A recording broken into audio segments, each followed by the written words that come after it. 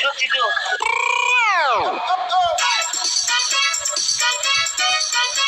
আচ্ছা ভাই, তুমি কি আমার কথা শুনতে পাচ্ছ?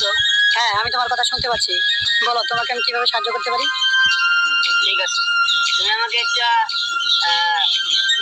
টাকার মেশিন এনে দাও। হ্যাঁ, তুমি অপেক্ষা করো, আমি এখনই তোমাকে টাকার মেশিন এনে দিচ্ছি। এই, এটা কি? এই, তুমি এটা কি দিলা? এটাই তোমার টাকার মেশিন। তুমি ওর কাছে টাকা চাও, তাহলে দেখতে পাবা ও তোমাকে টাকা দিবে। কি করে?